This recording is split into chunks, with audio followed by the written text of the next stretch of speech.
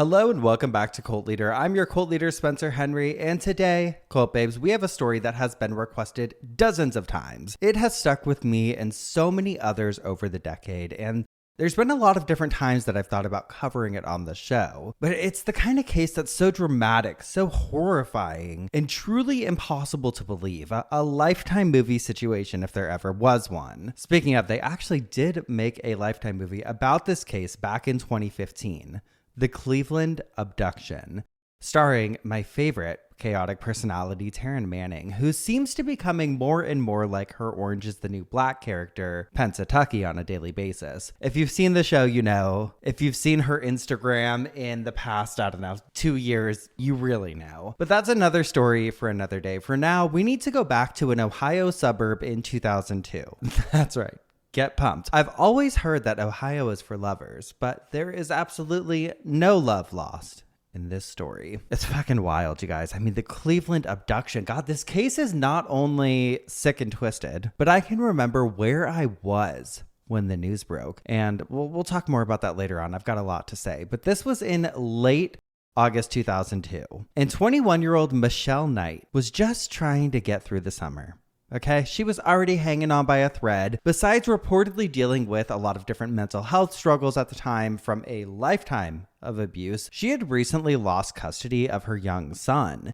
And so she was desperate to put the pieces back together and just fix things. She wanted to get her shit together. She wanted to get on the straight and narrow. At the time, she was staying with a cousin on Cleveland's west side, bouncing between different relatives' houses, trying to honestly just keep herself together. That was all she was trying to do. It was on the afternoon of August 23rd that Michelle was walking through a very familiar stretch of the west side. She knew where she was going. She was trying to get to an appointment that was connected to her custody case. In any situation like that, you have to prove you've got your shit together, right? A custody case, dealing anything with kids. You got to have the right paperwork. It's showing up on time. More importantly, all of that matters. This was not a day for her to be running late. But she was. At some point during her walk, she ended up outside of a Family Dollar and asked some people for directions. For our international babes or whoever doesn't know, the Family Dollar it's like a Dollar Tree dollar store. It's in the name. It sounds self-explanatory, but we get questions. But it was outside of the store that she ran into a man named Ariel Castro. This probably just clicked for a lot of you guys. You probably recognize the name. Michelle knew the name. Well, I don't know if she knew the name, but she knew him. She recognized him almost immediately. She actually knew his daughter, Emily, from school. They'd been in some classes together. He wasn't a random man off the street. He was a parent, a familiar face. A face that felt safe enough. So when he told her, hey, not only do I know where you need to go, but I can give you a ride, she didn't hesitate to get in the car. She felt safe, and at some point during the drive, they turned onto Seymour Avenue. Ariel told her that he had some puppies at the house. He's like, do you want to see him? Do you want to take one? You could take one to your kid. What better surprise to bring your son? That'll cheer him up. And if you're thinking, okay, Spencer, it's the oldest trick in the book. No way that works on a grown adult. Don't underestimate the puppy lore. Okay, probably a lot of us would fall for that. It sounds cliche, but cliches work. Especially when someone's vulnerable, stressed, maybe not in their right mind, desperate for something good to happen for once. Chances are we've all experienced a time like this. And if you haven't, you fucking will, because that's part of life. When you're down and out like that, you are grasping for anything good. According to later accounts, what happened next was just a horror show. Ariel restrained her immediately with an extension cord. He dragged her down to the basement and bound her with chains and zip ties, put a motorcycle helmet over her head to disorient her. He kept her restrained. No food, no water. And from that moment on, that dark, windowless basement would become Michelle Knight's entire world. So, in order to continue with this story, I need to tell you about Ariel Castro. I feel like when you hear about his past, which prior to researching for this, I didn't really know. I had no idea about his prior relationships or anything like that. And I feel like once I tell you guys about his first pseudo marriage, it'll make a lot more sense. It kind of pieces together why he did the things he did. I mean, it's inexcusable, but I feel like you can kind of see a line here. So you'll see what I mean. So Ariel was born on July 10th of 1960 in Puerto Rico. and moved to Cleveland as a child to join his extended family that was already well established in the city. His relatives were known in the local Latino community. One uncle, Julio Ceci Castro, ran a grocery store and was known for helping newly arrived families get settled in town. Another uncle, Edwin Castro, opened Cleveland's first Latino record store in the late 1970s. The Castro family had a good name. From the outside, Ariel looked like a man with roots, with community, with history, another good Castro. However, as he got older and he got into his first relationship, it was a very different story. For years, Ariel Castro lived with a woman named Gramilda Nilda Figueroa, his long-term partner and the eventual mother of 4 of his children. However, their relationship was violently abusive, at the hands of, no surprise, Ariel Castro. In 1989, after Nilda called police during one of the assaults, Ariel threatened to kill her and take the children if she pressed charges, so she stayed quiet. In 1992, Ariel bought a modest house at 2207 Seymour Avenue. It had been built in 1950 and he purchased it for about $12,000, which honestly feels unreal compared to today's housing market. The house had roughly 1,400 square feet of living space, 4 bedrooms, 1 bathroom, and an unfinished basement, adding another 700 plus square feet of space. Big enough to eventually be transformed into, I don't know, a granny unit, little place for guests to go, little man cave, or something more horrifying. Moving into the new house didn't improve anything in their relationship.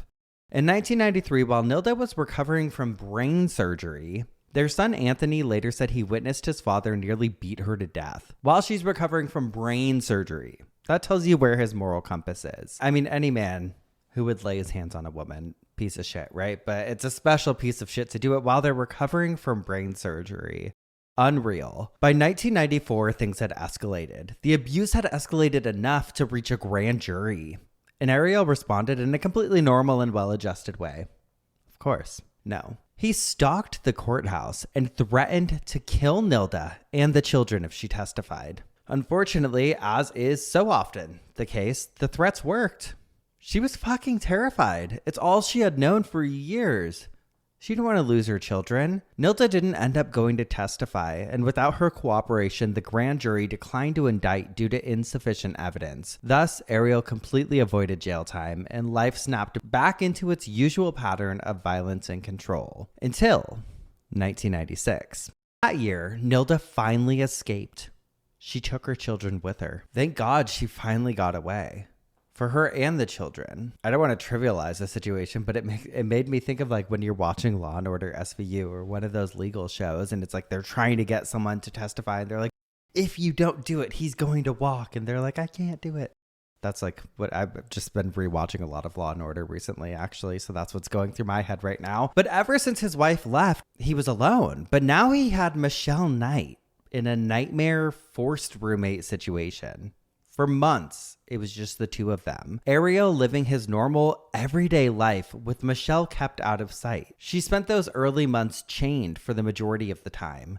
The restraints fastened to a support pole. Sometimes Ariel left the motorcycle helmet on her head longer than necessary. Just a sick freak. The constant isolation and moves to disorient her did something strange to Michelle's sense of reality. Time didn't work the same way anymore. There were no clocks, no windows, no natural light to separate morning from night. I mean, think about it. When you're in a casino, right? A lot of us have been in a casino. Everything sort of just turns into a blur, even if you're 100% sober. The lack of light, the clocks, it's disorienting. For her, there's no loud distractions, no flashing lights, just concrete walls, cold floors, and the sounds of Ariel Castro moving around upstairs, his footsteps, the television, doors opening and closing as he came and went, like nothing had changed. Meanwhile, she's downstairs, trapped in this fucking nightmare. But that's the difference, right? For Ariel, nothing had changed. Except now he had someone caged underneath his floorboards. But other than that, Ariel Castro went to work. He saw his family. He went to church. Neighbors passed by the house every day, waved hello, mowed their lawns, lived their lives. And that's one of the scariest things about a case like this, is you never fucking know what's going on behind closed doors. For Michelle, everything was gone. And I think that's what really fucks you up when you hear about a case like this, right? It's that juxtaposition, two entirely different lived experiences happening, quite literally on top of one another. One person living out their sick fantasies while the other is experiencing hell on earth. And unfortunately, the sexual assaults were pretty constant and horrifically predictable. Michelle learned to read the signs. His mood, the way he moved, the sound of his voice before he came downstairs. That predictability didn't protect her, but it at the very least gave her a few seconds to brace herself. Ariel also brought food down once a day, sometimes less. Water when he felt like it. She wasn't allowed to use the bathroom upstairs, the one singular bathroom in the house. She was forced instead to use rarely emptied plastic toilets. Bathing was a luxury. Days or even weeks could pass without a proper shower. When she cried, he mocked her. When Michelle begged, he ignored her. And when she went quiet, he punished her anyway. She couldn't win. Didn't matter what she did. The psychological toll this was taking on her was massive. Hard to wrap your head around. To discourage her from trying any tricks, Ariel made sure she knew that escape wasn't an option. He talked about his guns. Sometimes he showed her one of them. He told her he'd kill her if she tried to leave. He told her no one was looking for her and that she was already forgotten. A commonality amongst serial predators and cult leaders alike. Diminishing somebody's ego and sense of self so that they become these quote-unquote powerless victims. While the kidnapping was new, his attitude wasn't. Think about it. Look at how he treated his wife, Nilda, before she escaped. He wanted to make sure nobody could escape him again. Michelle had endured a hard go at life prior to her kidnapping, which unfortunately made it really easy to manipulate her. She knew she didn't fit the picture people cared about. She wasn't a perfect victim. She didn't have a polished life or a neat backstory. And Ariel knew exactly how to use that against her. Boom. Oh, you're going to try and get custody of your son? Wow, you must be a real piece of shit, right? When you're trapped and hoping someone is looking for you or trying to save you, that can keep you going. That gives you the motivation to move on, move forward every day. But telling someone they're not, that kind of manipulation can seriously fuck with your head. What Michelle didn't know was that Ariel wasn't finished either. One captive wasn't enough. Less than a year in, he decided it should become a Three's Company situation. So in the spring of 2003, Ariel started doing what he'd done before, driving slowly through Cleveland, scanning the streets, watching, waiting, lurking. And that's when he spotted 16-year-old Amanda Berry. This was on April 21st of 2003. Amanda had just finished her shift at Burger King and headed out around 7:30 p.m. It was the night before her 17th birthday. She called her sister to check in and then told her, "I've got a ride, I'll call you back." The ride, we now know, was Ariel Castro. It was a very similar setup. He referenced his kids, who Amanda knew, especially his daughter Angie, and made him feel familiar, safe, normal.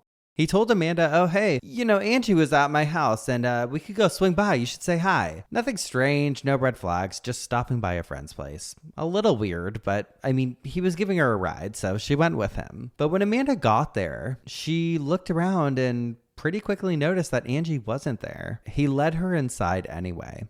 Amanda went upstairs to look for Angie, and that's when she realized something was wrong. Trapped inside a bedroom, she tried to leave, but panicked and disoriented, she ran straight into a closet, not an exit. Ariel overpowered her. He restrained her with duct tape around her wrist, her legs, her mouth. He put a motorcycle helmet on her head just as he had with Michelle, and then carried her downstairs and chained her in the center support pole in the basement, locking her into the same nightmare Michelle had already been experiencing for months. Initially, he kept them separate. He locked them in different parts of the house, moved them around in different schedules, and kept them totally isolated from being able to hear each other. For a long time, neither of them knew for sure when someone was or wasn't there. A week later, after he had taken Amanda, on April 28th of 2003, as missing person flyers spread across town and news reports began circulating, a man used Amanda's cell phone to call her mother, Luana Miller. He said, "I have Amanda.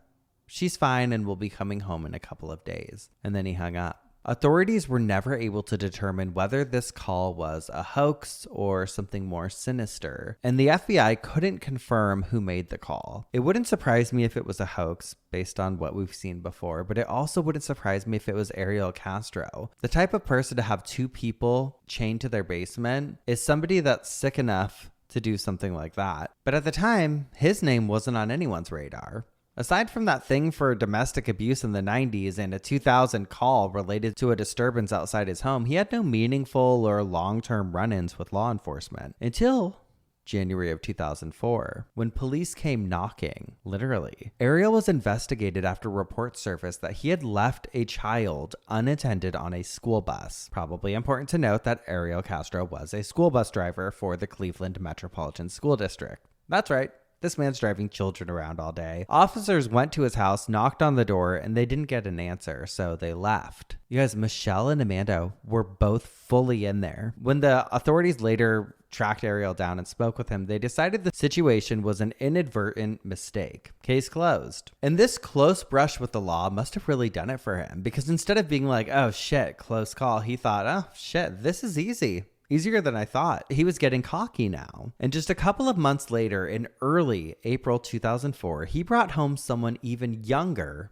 and even closer to his family, Gina De Jesus. Gina was just 14 years old, a 7th grader at Wilbur Wright Middle School, and one of Castro's daughters, Arlene's closest friends. On the day she disappeared, she and Arlene had actually been together, hoping to hang out at Gina's house. When that plan fell through, the girls split up and walked in different directions. Ariel Castro saw them and drove past his own daughter to catch up with Gina. He stopped and asked Gina if she'd help him find Arlene. Then, for some reason, he asked if she could help him carry a speaker from his house, and it sounded harmless. But he was a friend's dad, so Gina got in the car and went back with him. But once she was there, something felt off. She was uncomfortable and said she wanted to leave. Ariel had steered her toward the basement instead. Just like Michelle, just like Amanda, her fate was sealed. You know what happened next. He restrained Gina with plastic ties and metal chains, locking her into the same basement just like the others before her. And just like the others, the perverse sexual assaults began almost immediately.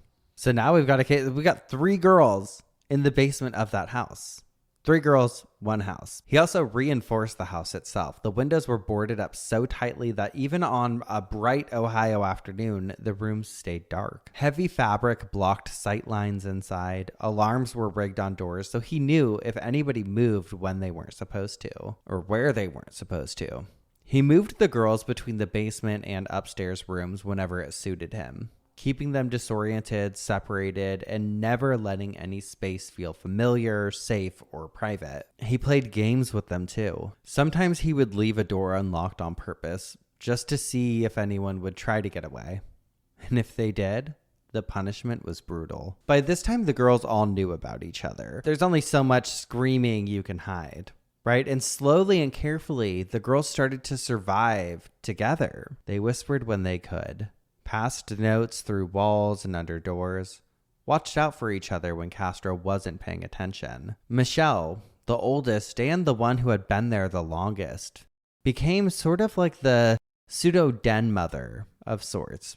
She knew how to read Ariel's moods, when to speak, when to intervene, when to stay quiet to keep someone else safe. They didn't talk about the future much, but they held on to it anyway. Even though Castro told them no one was looking for them, people were. Even though Ariel Castro told these girls no one was looking for them, people were, just not in the right places. While the girls were trapped inside the house, their families were doing what families do when someone disappears. They're searching, they're praying, they're begging the public for help. They chased every single lead possible. At one point, they even had something without realizing it. Ariel's daughter, Angie, had received a voicemail. A woman's voice, panicked, terrified, screaming, "Get away from me!" Angie reported it to police. When investigators traced the call, they concluded it didn't originate from her father's house. Gina's mother believed it was a mistake, that something had slipped through the cracks, but nothing came of it. The lead went nowhere. Ariel had slipped past them again. He even showed up in public spaces connected directly to the disappearances. He attended vigils for Gina, standing amongst grieving neighbors, interacting with her family, presenting himself as a concerned father of a friend. No one knew they were standing just feet away from the man who had her locked inside his house. He got something sick from this, some sick satisfaction. Meanwhile, Amanda Berry's mother, Luana, was clinging to hope wherever she could find it. In 2005, she appeared on the Montel Williams show. During the episode, you guys, celebrity psychic Sylvia Browne told her on national television, Amanda is dead. Luana asked, will I ever see my daughter again? And Sylvia Browne replied and said, yeah, in heaven. You can see Luana's heart break in real time watching that episode. It wasn't true, of course. This is Sylvia Browne. But Luana didn't know that. Later, she tried not to believe it, but hearing it said out loud, hearing it framed as fact and delivered with such conviction, such confidence, it did something to her. The stress, the grief, the endless not knowing took a physical toll. In 2006, she was hospitalized with pancreatitis and died, never knowing that her daughter was alive just miles away. So I guess Sylvia Browne was kind of right after all. She would see her daughter in heaven, just not in the way that anybody meant. What makes this even more surreal is that all of this was happening without any of the girls knowing it. Right? They have no idea where he's going when he's leaving the house. He's not fucking filling them in. And he's like imagine. They're in his basement. He's at their fucking vigil talking to their parents, like, let me know if I can do anything. They didn't know that one of their moms was on TV, right? The chances of them seeing it were slimmer than you'd think. On the rare chance that he did let them watch television, he banned any shows with black people specifically. If someone appeared on the screen he didn't approve of, TV went off immediately, no discussion whatsoever. So not only is he a fucking horrendous monster, sexual abuser, kidnapping freak, he's also racist. The cherry on top. They didn't know about the vigils that people were having for them. They didn't know about the voicemail that almost mattered. They didn't know what day it was anymore or how long they had even been there. All they knew is that they were trapped and controlled. He was just a fucking weirdo. Ariel Castro would beat them regularly. Not always in the same way, not always for the same reason, but often enough that it became expected. He would use his gun to scare them constantly, sometimes just showing it, other times going further. And at least on one occasion, he forced them to play Russian roulette. I think he really just got this satisfaction, whether it was sexual or just the thrill of it, I don't know, using terror as entertainment. On the anniversaries of the days he abducted them, Ariel Castro brought out cake. He called those days their new birthdays and expected them to acknowledge them instead of their real birthdays. He wanted them to be grateful, to celebrate. And that's he was trying to start a cult, is what he was trying to do. And of course, the abuse, the rapes, they didn't stop. Sometimes he would rape them and then throw money at them like some kind of prostitution fantasy. Just a few cents. Just enough to be extra degrading. He'd take it back later, of course, if they needed him to buy something. And as you'd expect, this led to pregnancies. Several of them. Michelle became pregnant at least 5 times, and each time, Ariel Castro made sure the pregnancy didn't last. He would starve her, cut off food until she was weak, punch her, jump on her, and kick her in the stomach. Unsurprisingly, every single pregnancy ended up in a miscarriage. Amanda Berry also became pregnant while she was in captivity.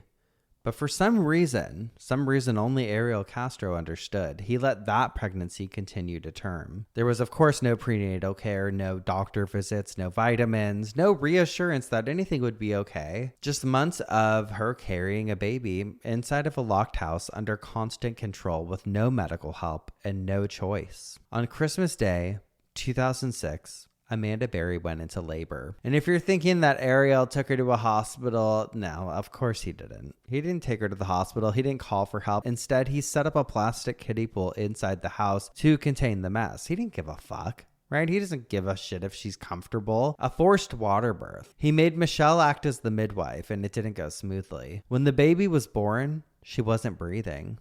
Michelle panicked.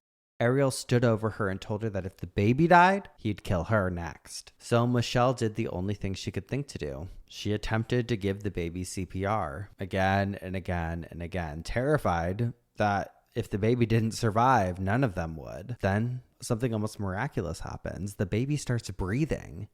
And she lives. I'm not going to name the baby in an effort to protect her identity, but she survived. It's hard to wrap your head around the fact that this was happening while nobody knew, right? While police were still chasing wrong leads. On September 23rd of 2006, investigators searched the home of a registered sex offender named Matthew Hurate after a tip claimed that Gina De Jesus' body was buried there. The search turned up nothing. The tip was wrong, and her rate ended up being released. It was like this brief second where people thought, oh my God, are we going to have answers for at least one of these crimes? But no. Meanwhile, Ariel Castro was just living his life. All this time, he kept the illusion of a normal life intact. He played bass guitar in local bands with names like Grupo Fuego and Los Boys del Merengue. He went out, he socialized, he blended in. His son Anthony would visit occasionally, but never for long. He said the house always felt off. There were padlocks everywhere, boarded up rooms and doors, just fucking weird. And a porch swing deliberately positioned to block the staircase which led upstairs. It was weird, but no one ever really imagined what was actually happening inside.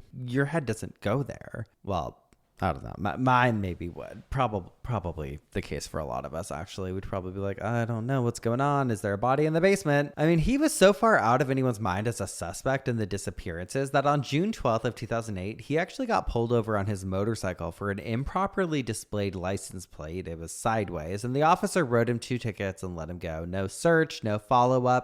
But what's even crazier is that reportedly in 2010, police raided the house next door to Castro's as part of an unrelated investigation, and the women heard what was happening. They heard police outside, but they were too afraid to scream or make a move, terrified that if those cops for whatever reason didn't hear them, he's going to come in and fucking murder them. It's like, what do you do? It's such a conundrum. By 2012, desperation had fully set in. Investigators were taking tips from pretty much anyone who had claimed they had something, because after nearly a decade, anything sounded better than nothing. You also have to keep in mind, people don't know that all 3 of these women's disappearances are connected. One of these tips came from a prison inmate named Robert Wolford, who claimed that he knew where Amanda Berry's body was buried. Police took it seriously enough to excavate a vacant lot on West 30th Street and Wade Avenue, while news cameras filmed the entire thing, just awaiting results. Neighbors gathered to see what all the fuss was about, including Pedro Castro, Ariel Castro's brother. At one point, on camera, he even pointed at the excavation and said, "That's a waste of money." And it was. The excavation turned up nothing because, Amanda Berry is in Ariel Castro's basement just miles away, alive and well. Well, not well, but alive. That same year, Ariel Castro's carefully balanced life started to wobble.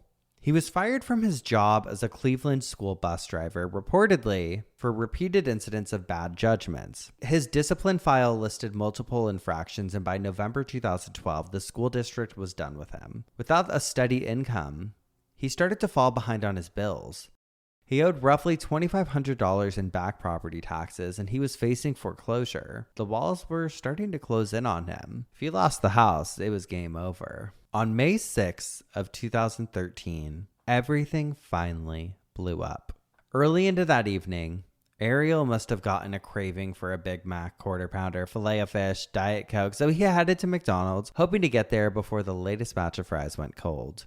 He was so ready for that Mickey D's Fountain Bev that he made a mistake he hadn't made in more than a fucking decade, you guys. He forgot to lock one of the interior doors. Amanda Berry's. She clocked it immediately. Oh my God, I get chills just thinking about it. Like the rush she must have felt in that moment. Once he was gone and headed to the drive-thru, she got out of her room, rushed to the front door and started banging on it, screaming for help. And that's when a neighbor named Charles Ramsey heard the noise. He realized what was happening and tried to force the door open. They managed to actually break enough of the door open for Amanda to crawl out through, clutching onto her now 6-year-old daughter. She's lived an entire fucking lifetime in this man's basement, in this man's house. At 5:52 p.m., she made a frantic 911 call and police arrived within minutes. When officers got to the house, they went upstairs and found Michelle Knight, who immediately threw herself into their arms, sobbing and yelling, "You saved me. You saved me." And moments later, Gina De Jesus was found in a room, pale and shaken, but alive. After more than 10 years, the nightmare inside 2207 Seymour Avenue was over. Well, the physical part, the mental nightmare. Does that ever go away? I remember I was on a flight home actually from Florida, I believe, and I was watching the news on the plane when this story broke, and it was just this rush. Like, not only did all 3 of these victims get out, but they also apprehended the monster responsible. Ariel Castro was arrested.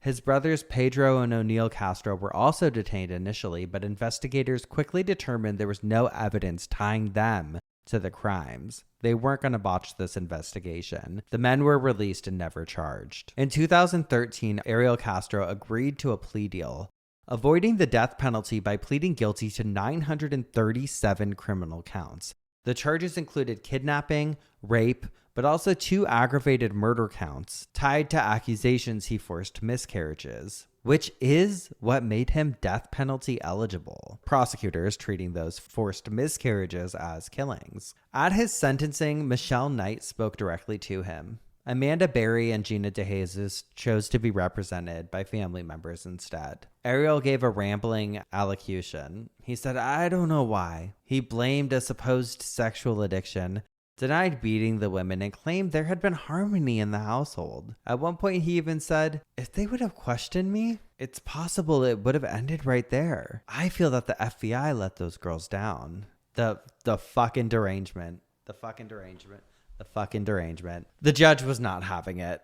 Judge Michael Russo just looked at Ariel Castro and said, "You're a victimizer, not a victim." He sentenced him to life in prison without the possibility of parole, which fucking amen. Plus 1,000 years. Thank God. Finally, a good sentencing. After sentencing, his house at 2207 Seymour became a horrible landmark. It was demolished. Reporting at the time also notes that any money connected to the property/demolition situation was offered to the women, and they asked that instead it be used for the community. A public fund was created for the 3 women, as well as Amanda's young daughter. The organizers later thanked thousands of donors and cited that the donations totaled $1,050,000. Before sentencing, a court-ordered psychological evaluation found Ariel Castro competent.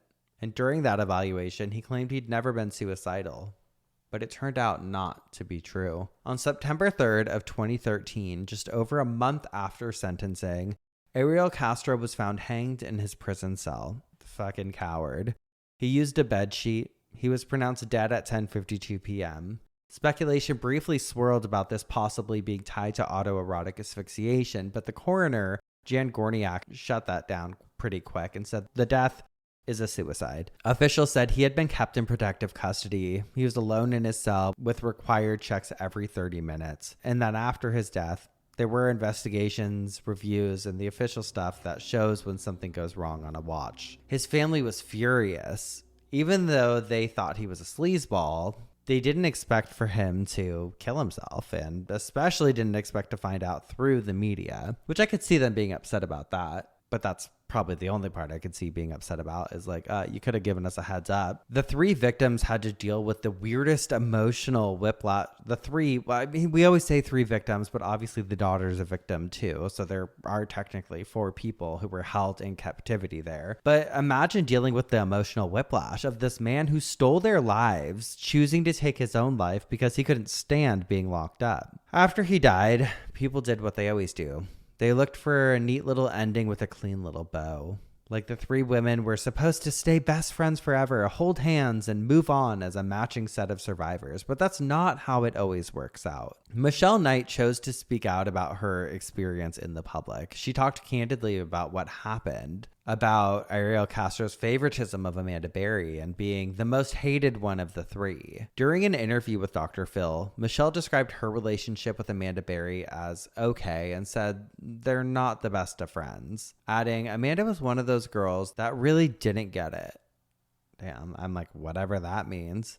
She talked about the pregnancies, the beatings, the rapes. She shared her diaries. She even later released a memoir, Finding Me, A Decade of Darkness, A Life Reclaimed, on May 6 of 2014, just 1 year after the rescue, which led to the Cleveland Abduction movie on Lifetime. Initially, Amanda Berry and Gina De Jesus chose privacy, but in 2015, they wrote a joint memoir, Hope, a memoir of survival in Cleveland, alongside journalists Mary Jordan and Kevin Sullivan, which became one of the main public sources for what it was like inside. By 2017, Amanda had joined Cleveland's Fox 8 and started doing regular missing person coverage, Missing with Amanda Berry. Gina, along with her cousin Sylvia, helped launch what became the Cleveland Family Center for Missing Children and Adults, a brick and mortar resources and support type nonprofit. Michelle changed her name. I won't give the new name for her privacy, and started running a dog rescue, Unleashed Animal Rescue,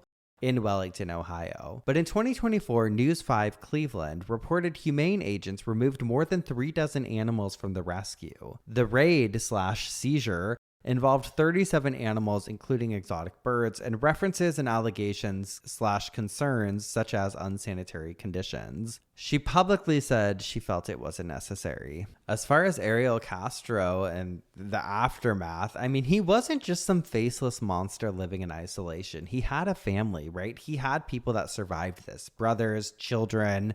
And once the truth came out, many of them publicly disowned him, denounced his actions, apologized to his victims and their families. His brothers Pedro and O'Neill even went on CNN to talk about how shocked they were, saying that when they visited Ariel's house, there was always parts of it they weren't allowed to see, certain rooms which were completely off limits, which, knowing what we know now, that detail is pretty fucking bone-chilling. One extended family member in Puerto Rico described it as if a demon went inside of him and made him lose his mind. And while it sounds dramatic, I think it speaks to the way people try to make sense of something that just feels so unexplainable. Like, how could I have this monster in my own family? How do you accept that you're related to somebody who could do something like this? Something so monstrous. His own son, journalist Ariel Anthony Castro, who goes by Anthony Castro, refused to visit his father in prison and has spoken now about how painful it was to share the same name and how he struggled with just the weight of that association. I mean, imagine carrying that legacy through no fault of your own. And then there's the part that feels almost like there's a curse in this family. Ariel's daughter, Emily, was already in prison during the kidnappings. Emily, who knew some of the girls, right?